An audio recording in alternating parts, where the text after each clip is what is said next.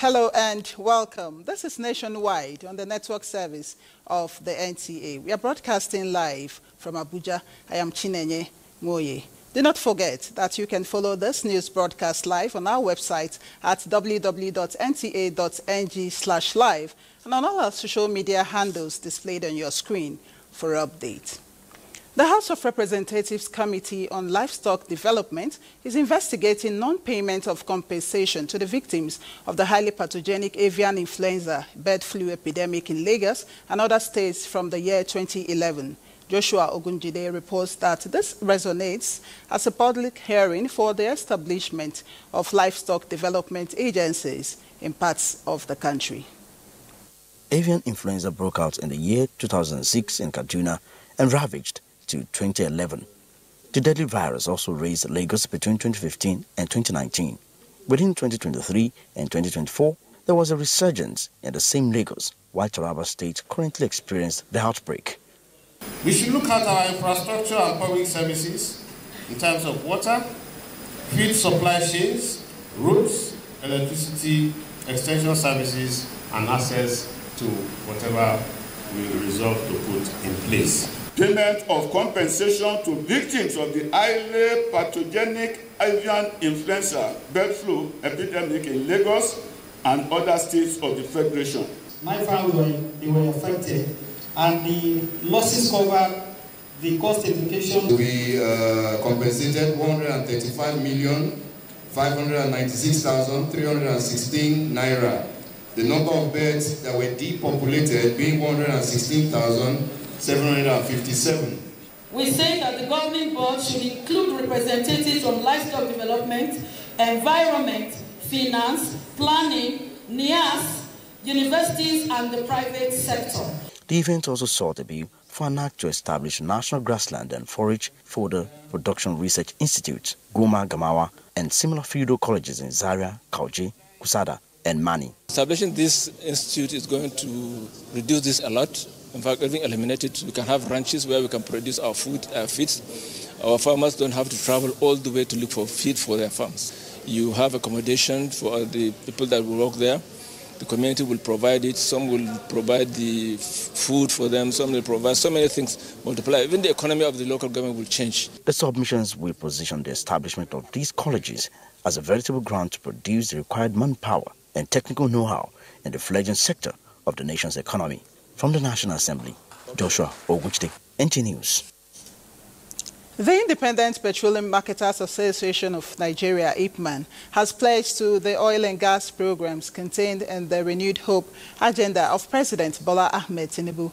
IPMAN President Abubakar Bengadi Shetima told journalists in Abuja that the association will not relent in ensuring petroleum products supply across the country despite increasing demand associated with end-of-the-year travels and festivities. Lydia Sampson reports.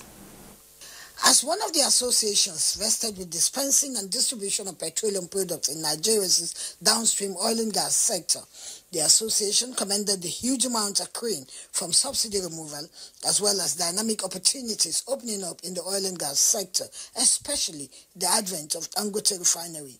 We sincerely believe that getting PMS products from the Dangote refinery directly will positively impact the economic situation of Nigeria through decreased pump price of the product nationwide.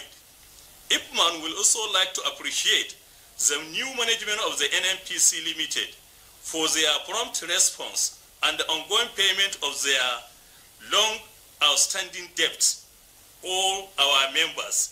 The meeting commended NNPC Limited management under GCU Bayo Ujulari for deepening collaboration with the association. The meeting urged NMDPRA to offset the debt owed its members from the defunct Petroleum Equalization Fund. They want government intervention to settle the issue to mitigate supply chain disruption. In Abuja, Lydia Sampson, NTA News. President Bola Ahmed Tinubu has renewed the appointment of Brigadier General Mohammed Buba Marawa, retired, as the chairman of the National Drug Law Enforcement Agency, NDLEA, for another 5-year term. Marwa was first appointed by President Muhammadu Buhari in January 2021 after serving as the chairman of the Presidential Advisory Committee for the Elimination of Drug Abuse from 2018 to December 2020. The reappointment means the Adamawa-born former military officer will remain at the helm of the NDLEA until 2031. His tenure in the NDLEA has been remarkable for many drug busts, including the arrest of 73,000 drug mules and barons and seizures of over 50 million kilograms of various hard drugs. Under his leadership, the agency has also launched nationwide campaigns to address drug abuse. In a statement signed by the Special Advisor to the President on Information and Strategy, Bayo Onanuga, the reappointment is a vote of confidence in General Buba's Nro's efforts to rid Nigeria of the menace of drug trafficking and drug abuse. The President urged the chairman not to relent in tracking the merchants of hard drugs out to destroy people, especially the young ones. Today is World Diabetes Day, and the International Diabetes Federation estimates that half of adult population currently living with diabetes are undiagnosed, with lifestyle identified as the major factor. In this special report, Sawa Khalil Ibrahim examines the prevalence of diabetes among the working class. Many adults live busy lives, eat fast food, high in sugar and fat. Some skip exercise and indulge in alcohol, leading to diabetes, which could affect the heart, sight, and kidney. Health specialists note aside the hereditary causes, sedentary lifestyle, especially at places of work, is said to be one of the top causes of diabetes. The most common type of diabetes all over the world is type 2 diabetes. 90 to 95% of the cases of diabetes all over the world is type 2. And that is the one related to our lifestyle. And that's the one we really want to address, to bring to the fore of people so that they can take steps to prevent, because it's preventable. And that's why we need to empower people.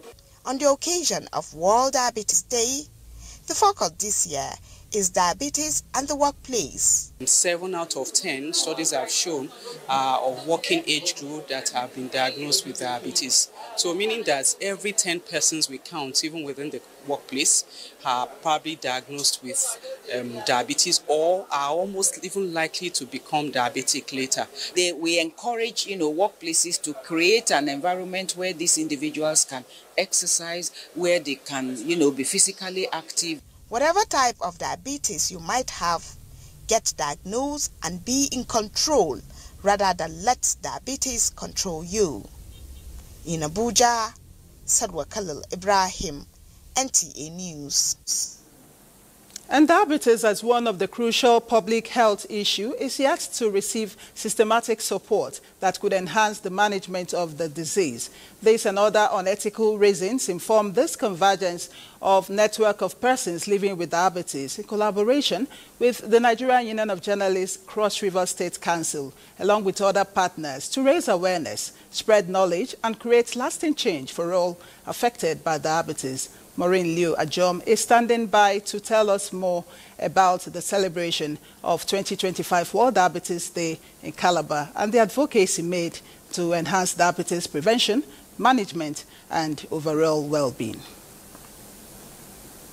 Diabetes is seeking the attention of relevant stakeholders to let people know more and do more for diabetes at work, at home, and everywhere, towards a change for a better diabetes life. The network of persons living with diabetes in Nigeria here in Cross River State, in collaboration with relevant partners, are demonstrating this. The cost of diabetes, the diabetic drug, that is insulin, is 20,000. It used to be 1,200. Government ought to have clear-cut budgets, clear-cut funding, clear-cut resources set aside for diabetes. Encouraging us to please go check our blood sugar. Cross River State government say it has a role to play, calling on other development partners to prioritize plight of persons living with diabetes. The governor is bringing a lot of supplementation to assist those with diabetes be able to procure drugs at affordable rates. Health insurance coverage is targeted also at those, particularly in the informal sector. The theme for this year's celebration is Diabetes and Well-being with focus on diabetes and the workplace. In Calabar, Maureen Leo Ajom, NTA News. And Maureen Leo Ajom is still standing by in Calabar to tell us more about the celebration of 2025 World Diabetes Day. Harry Molin, what more can you tell us? Thank you, Chineye, and welcome to Calabar. That watch in that report can impact people across all stages of life, including reproductive age, childhood, and working adulthood. This year's theme is diabetes and wellness with focus on workplace, and it recognizes that every person living with diabetes should have access to integrated care, support environment, and policies that promote health, dignity, and self-management. And to shed more light on the significance of this celebration, I have with me the National Coordinator of Network of Persons Living with Diabetes in Nigeria, Comrade Bernard Enya. The theme for this year World Diabetes Day, diabetes and wellness with focus on workplaces, was really apt because persons living with diabetes are supposed to receive quality, comprehensive, and accessible health care, and they should not be marginalized because of their status. Sometimes they are into frequent hospitalization and other challenges like catastrophic out-of-pocket expenditure. The workplace, especially like the head of service, should ensure that they are given equal opportunity like any other worker, so that they will do well and contribute the best to promoting the economy of the country. So persons living with diabetes need support, and they also need good policy formulated that will promote diabetes prevention and control in Nigeria. That is why we are proud to celebrate this World Diabetes Day. Thank you, Comrade Enya. Back to you, Chineye, for the continuation of the rest of Nationwide News. Thank you so much, Maureen. A meeting of PDP governors, National Working Committee and Board of Trustees has ended in Abuja, declaring that there is no going back on the party's planned elective national convention scheduled for this weekend in Ibadan, Oyo State. Timothy Yusuf reports.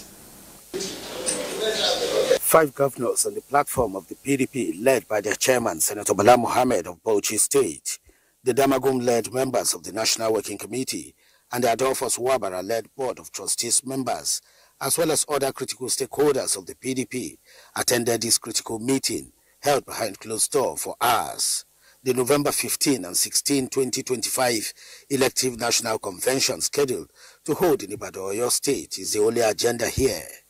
Chairman of the National Convention Organizing Committee and Governor of Adamawa State, Amodu Fintiri, briefed the media on their resolutions. We are going to Ibadan to go for our convention, and the convention is sacrosanct.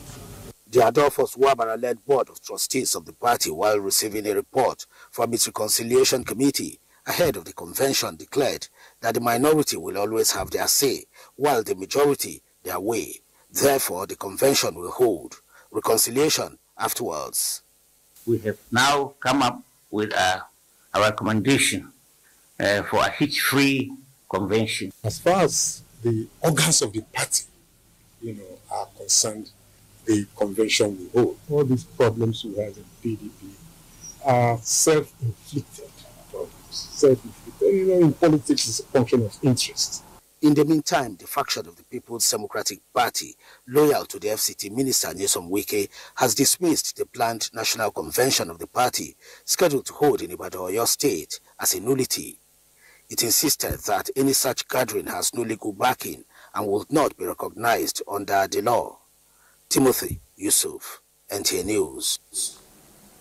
And amidst probability or otherwise of holding the November 15 proposed PDP convention in Ibadan, all seems to be set now with the arrival of some delegates. Ayomiku Ajibola is at the Lagos Salami Stadium, venue of the convention, and brings us up to speed on the situation. right there.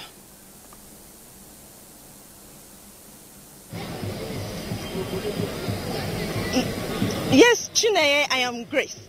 Here at the Lekon Salami Stadium at Damasingba, Ibadan. Everywhere is agog. We can see some delegates from different states of the Federation arriving in their numbers. I can see by my right hand here some members seated at the Bauchi State delegate stand. And the PDP stalwarts are moving around to ensure that everything is set for the elective national convention of the People's Democratic Party slated for the 15th and 16th of November. So more delegates would still arrive ahead of the convention tomorrow, Saturday and Sunday. But some people are moving around, delegates, catching fun and getting to know Ibadan, Oyo State better, especially a lot of delegates from the northern extraction. We can see from Bauchi State, Anambra State, delegates seated at the stand there. Everyone getting set for the elective national convention of the PDP.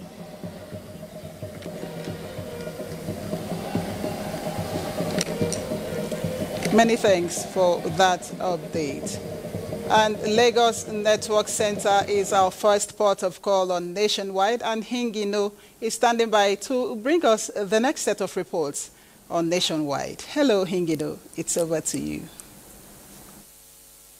Welcome to Lagos. As science evolves, experts are leveraging the use of various technological tools in prevention and management of diabetes. The scientific and technological advancements offer opportunities for improving screening, personalized treatment plans, and patient outcomes. A joint study by the International Diabetes Federation, IDF, and the World Health Organization, WHO, reveals that in Nigeria, the prevalence of diabetes in adults from 20 to 79 years was between 3.0% to 4.3% in 2024, which translates to approximately 3 million, though recent analysis suggests that the actual number may be higher due to underdiagnosis. That is why experts are leveraging the opportunities provided by science to reduce the growing number. Initially, for the area of diet, people were sentenced to eating beans or other proteinaceous food in a bid to control the blood sugar. But dietetics and nutrition has advanced to the extent that now we can actually measure the calories inside different types of food, and for that reason, people have a wider choice of food to eat. Nature also has a significant role to play in prevention and treatment of diabetes. We have a lot of green leafy vegetables that can help us. We have a lot of natural spices that we can use when we are cooking, when we are preparing our meals. We have a lot of these that we can also use as tea for those who are tea lovers. Harnessing scientific prospects, experts believe, can reduce new cases and improve diabetes management, thereby reducing Nigeria's healthcare burden. Turning to security now, the Nigerian Navy continues to nurture strategic relationships with other African navies and stimulate indigenous shipbuilding and maintenance, enhancing local content development as it handed over a Beninois Navy vessel, BNS MBK, to the Benin Republic Navy after a complete overhaul. Lanre Belei was at the casting off of the fully rekitted Benin Navy ship and now reports. The Benin naval vessel was undocked on the 23rd August 2025 with the Nigerian Navy engineers set to work on a complete overhaul of the naval ship. Now, the rehabilitation work is complete and the ship is ready to be handed over to the Beninois Navy. The Nigerian Navy stated that the rehabilitation work is a demonstration of its capacity to the larger maritime communities within and outside the shores of Nigeria and readiness for self-reliance and indeed national development. By providing the excess capacity we have here in the naval dockyard under the arrangement we have with our esteemed friends from Benin Republic, we are able to create an environment where we ensure that more vessels are available between both countries to enable us jointly patrol our collective maritime environment. The Beninois Navy top brass believe that such collaborations will be strengthened and intensified in the interest of states of the sub-regional security and economies.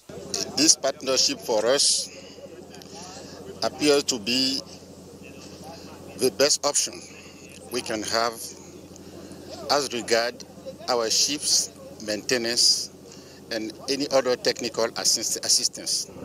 This is the third vessel that the Nigerian Navy is going to rehabilitate for the Beninois Republic. And with 32 trials on the sea, 11.5 knots in favor of the tide and 9.8 knots against the tide, this vessel, the Nigerian Navy is saying, is ready for the sea. In Lagos, Lanre Bileyi, NTA News. That's it from Lagos. Nationwide will continue after the break in Makurdi. Staying on. After 2 days of engagement on democratic governance and national cohesion, the role of editors in Nigeria, the Nigerian Guild of Editors, 21st All Nigeria Editors Conference came to a close with new members and fellows inducted. Joseph Otsen reports that the journalism profession was challenged to uphold credibility and professionalism as anchors of truth and national stability. It is a gathering of veteran journalists from across the country bringing decades of experience to the table as they examined the evolving challenges confronting the media landscape. This democracy we're enjoying today, some journalists were killed, some went to prison, some were brutalized. So it's our responsibility as modern editors or as active editors now to say, look guys, we have to keep this country together. AI is very sophisticated in terms of knowledge input, in terms of disparity of curation, and in terms of the width. The editors too will require to up their ante with respect to information that they have, so that they can be able to correct what you probably call, irregularities. In an age where misinformation spreads rapidly and digital manipulation fuels tension and instability, this year's All Editors Conference returned focus to the core responsibility of journalism in safeguarding truth and strengthening national cohesion. I've not seen a reason to criticize what the editors have been writing. Your own criticism has been positive. We've taken those criticisms, they've been tools for improving governance for us. The reason why Nigerian politicians are using the proof card is that they have denied the ordinary citizens the right to survive. So, if you refuse to create legitimate means of livelihood for Nigerian citizens, they will create for themselves illegitimate means of livelihood. Can we do something that will protect the children, women, minority groups, and people who are weak in our society? We just can't continue to just roll on and on and on as if nothing is going wrong.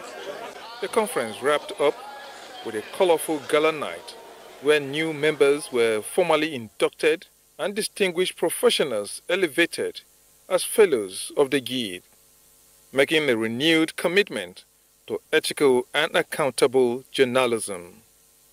In Abuja, Joseph Otsen, NTA News.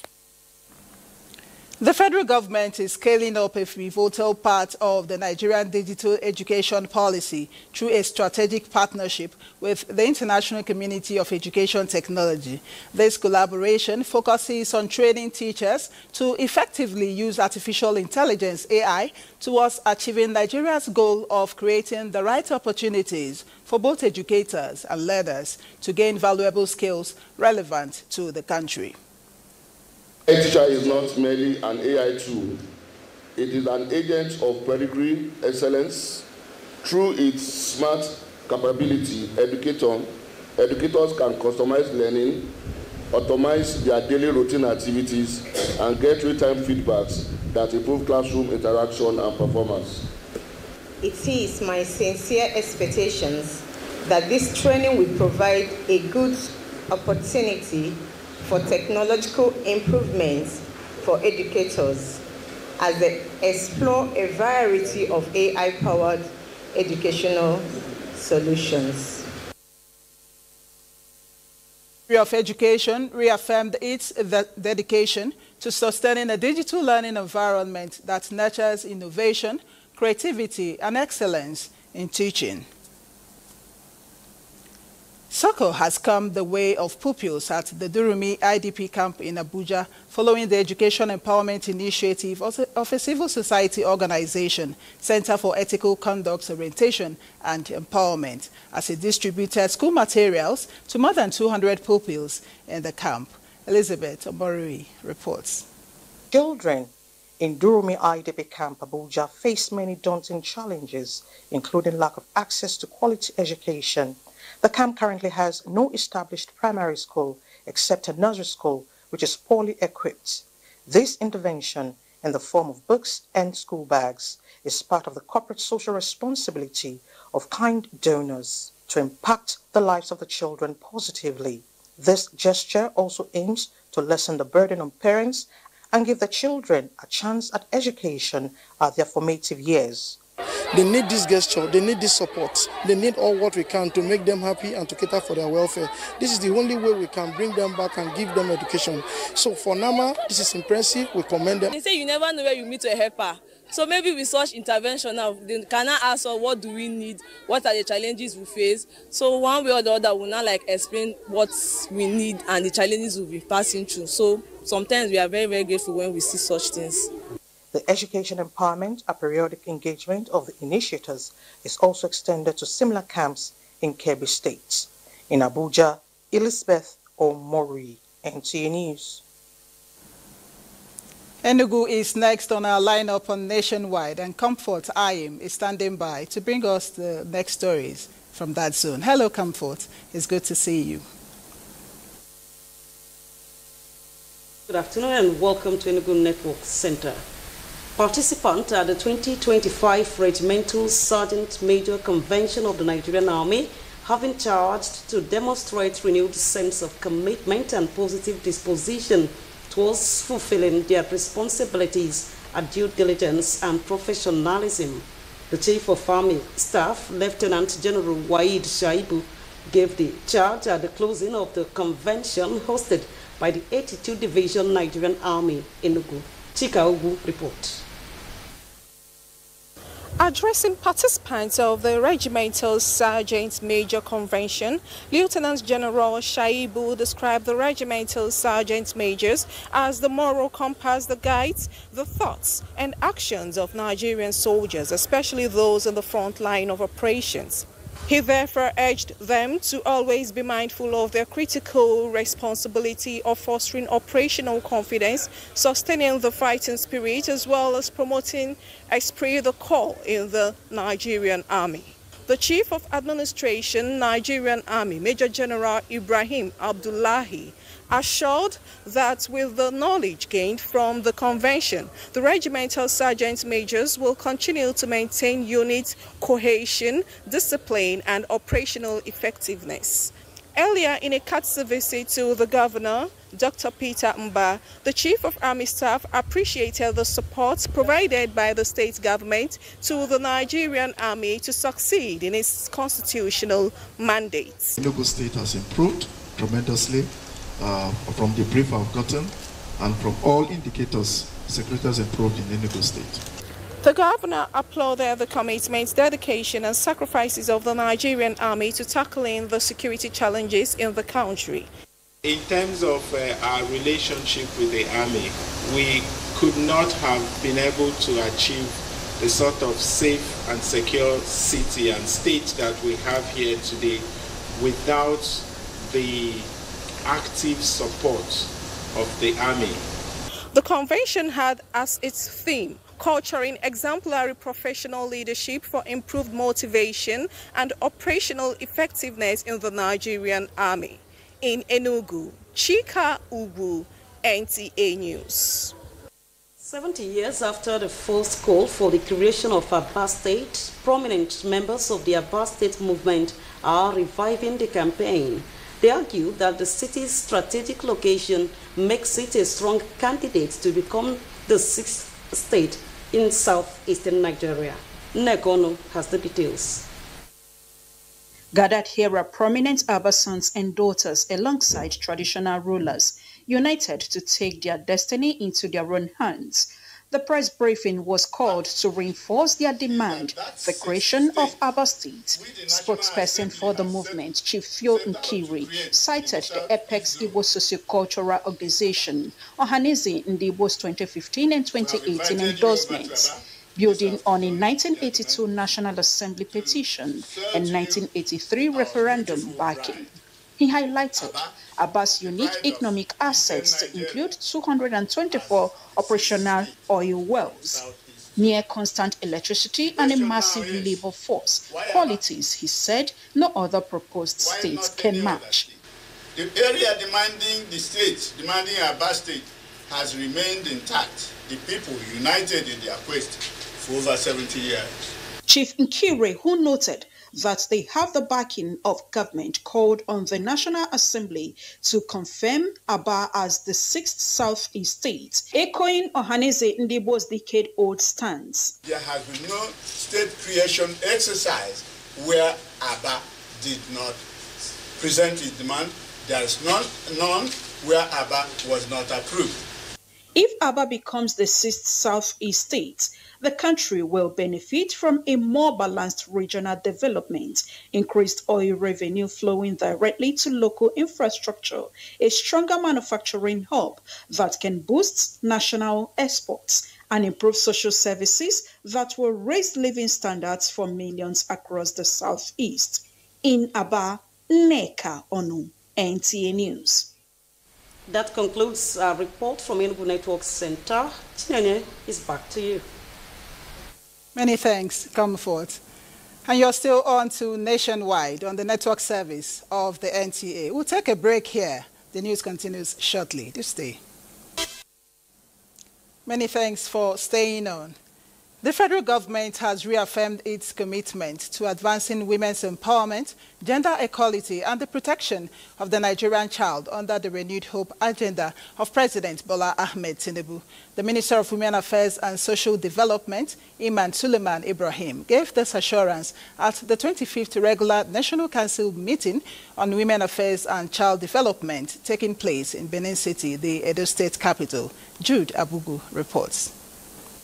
These women delegates and stakeholders, including women affairs commissioners across the country, reviewed reports, memoranda, and research to further advance the protection and empowerment of women, children, and the vulnerable in the country. The Minister of Women Affairs and Social Development highlighted recent progress in the Renewed Hope agenda. The ministry has commenced early stage intervention in almost 28 states of the Federation, with a range of support that cuts across enhancing women's participation in agricultural value chain, clean cooking initiatives, the Nigerian for Women Scale-Up, and skill acquisition programs and empowerment programs. The council meeting provided a platform for the host states, development partners, and delegates to renew their commitment and share ideas. We are building a structure that guarantees women are not just participants, but drivers of sustainable development in our dear state. Together, we will build resilient systems, deepen social impact, and advance the Renewed Hope agenda. advancing the renewed hope and social agenda for women, for children, the family, and vulnerable groups. It speaks to the hearts of our nation's commitment to achieving inclusive development. The event featured distribution of cooking gas to 100 women to encourage clean cooking, as well as financial aid to some women entrepreneurs. In Benin, Jude Abugu, NTA News. And from Benin, let's get to our Kaduna Network Center to get a few more stories from there. And Umar Mohammed Ajingi will be our guide. Hello, Umar. In Kaduna, the National Drug Law Enforcement Agency has reaffirmed its commitment to the ongoing fight against drug trafficking and abuse in the country. And this follows the destruction of drugs and illicit substances worth billions of naira by the agency to further demonstrate its zero-tolerance stance on narcotics. Haruna Muhammad reports. The National Drug Law Enforcement Agency, while destroying the drugs and illicit substances confiscated during operations across Kaduna State, said the exercise symbolizes the agency's commitment to ridding the country of harmful substances and drug abuse among youths. The state commander of NDLEA reiterates that the exercise serves as a warning to those involved in illicit drug trade, emphasizing that the agency will not relent in its fight against drug trafficking and abuse. Items destroyed in Zaria along Bulungwari Road include cannabis sativa, cocaine, heroin, tramadol, and other psychotropic substances with an estimated street value running into billions of naira, seized during raids, interceptions, and routine patrols conducted by NDLEA operatives in collaboration with other security agencies. In this business, as far as we are concerned, there is no winner. It's a lose-lose situation for them. They are losers because we will arrest them, we will jail them, and we take over all their assets and property to government. More than 54 tons of assorted drugs in Kaduna are taken away from the citizens of Kaduna, and it will never be back to them. Other security agencies, the judiciary, and civil society organizations were in attendance, reaffirming their support for a drug-free society. Haruna Mohammed, NTA News. The residents of Kaduna State who hail from different parts of the country say the state has evolved into a place where religion, ethnicity, and origin no longer create barriers. The non-indigenous made this known during an event that brought them together to commend the Kaduna State Governor's leadership styles that makes everyone feel recognized and valued. Kaduna State, the defunct capital of northern Nigeria, is a cosmopolitan city with various ethnic groups from different parts of the country. This group of non-indigenous in the state gathered at this venue to express their appreciation for the leadership style of the governor. According to them, the governor has shown through words and action that Kaduna belongs to everyone. Since assuming office, Governor Obasanjo has continued to demonstrate that Kaduna State belongs to everyone who lives, works, and contributes to its development. As the event continues, the group shares stories of their experiences in the state. I'm an Igbo man, and we are predominantly traders. We only need an atmosphere where our businesses can thrive. So the governor has given us such good atmosphere. Their message is clear. The governor's leadership approach has strengthened their sense of belonging in Kaduna. And as our contributions from this end nationwide continues in our Abuja studio. Thank you for watching. Many thanks, Umar. As part of renewed efforts to end insecurity and restore lasting peace across Nigeria, the Office of the National Security Advisor, NSA, is intensifying training for a special squad under the Nigeria Forest Security Service to flush out criminal elements hiding in the nation's forests. The National Security Advisor, Malam Nuhu Badu, stated this at the graduation ceremony for forest guards from Taraba State held at the Police Force Training College in Ila Orangun, Osun State. Femi Afariogun reports. Creation of the Nigeria Forest Security Service was one of President Bola Ahmed Tinubu's early initiatives to address insecurity and reclaim ungoverned forest areas across the country. These 748 trainees from Taraba State have now been fully trained in weapon handling, intelligence gathering, surveillance and other tactical skills required to secure Nigeria's forest reserves. The National Security Advisor, Malam Nuhu Ribadu, described the training as a strategic security measure aimed at dismantling criminal networks and protecting rural communities from attacks. Let me make this plain to the non-state actors and to criminal elements. You cannot hide. The gains recorded by our security services prove Nigeria's commitment to recovering all spaces and enforcing the law. These graduates have endured 10 weeks of intense physical and mental pressure to withstand challenges that may come their way as they key into the overall security architecture of Taraba State. I urge our communities to extend their support and cooperation to the Federal Guard, enabling them to carry out their statutory functions without hindrance. There is nothing impossible for federal government. We are so impressed. From the Nigeria Police Force Training College, Femi Afariogun, NTA News. And still on security, the Cyber Security Coordination Center in the Office of the National Security Advisor has taken steps to build cyber resilience of academics instructions, such as universities, to prevent or curb cyber attacks. A defense correspondent, Ismail Musa, reports that the NSA is concerned that cyber threats are increasingly targeting academic institutions, from infiltrating research databases and manipulating academic results to targeting payment systems. No system is spared. Our academic environment must therefore... Office of the National Security Advisor playing host to members of the academic community. Just one item on the agenda: to deliberate on increasing cases of cyber threats to higher institutions of learning. And the Cyber Security Coordination Center chairs this meeting. As we continue to see some of our youth engage in online behavior that are inimical to the image and values of our dear country, these activities not only tarnish our global reputation but also undermine the credibility of our vibrant, law-abiding, talented young population. Our academic environment must therefore evolve from being digitally connected to being digitally secured. Building cyber resilience is therefore really not optional. It is in fact the foundation of institutional stability and our national development. Cyber threats pose risk to universities, exposing sensitive student and staff data, disrupting teaching and administrative systems. Academic integrity also not spared when grading systems or research database are compromised.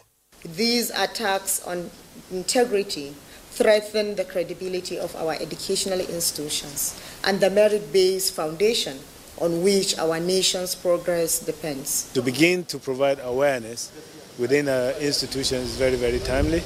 But there's hope. A unified platform can address this academic enemy head-on. In Abuja, Ismail Musa, NTA News. More than $2 million investment has been recorded just 2 days into the Nigeria Diaspora Investment Summit holding in Abuja. Deborah Balabobo reports that this year's summit tells a story of hope, innovation and economic prosperity.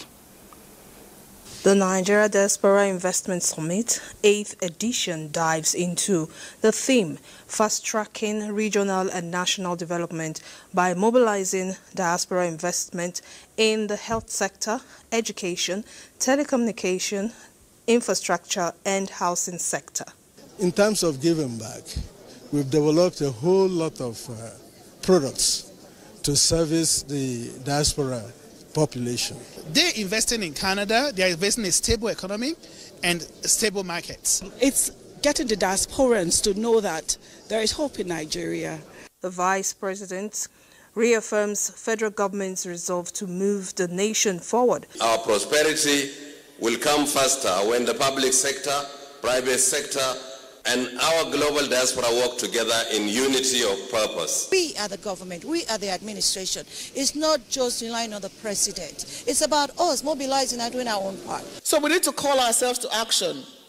To our distinguished diaspora investors, entrepreneurs, and professionals, Nigeria needs you. People outside are seeing the good that is happening in your country and are coming in. What else, or where else will you go? The goal of the summit is to look beyond remittance, but to channel capital, expertise, and goodwill into sustainable structured investment that can transform lives. In Abuja, Deborah Balagbobo, NT News. And for the latest in the world of sports, let's join our sports desk for updates.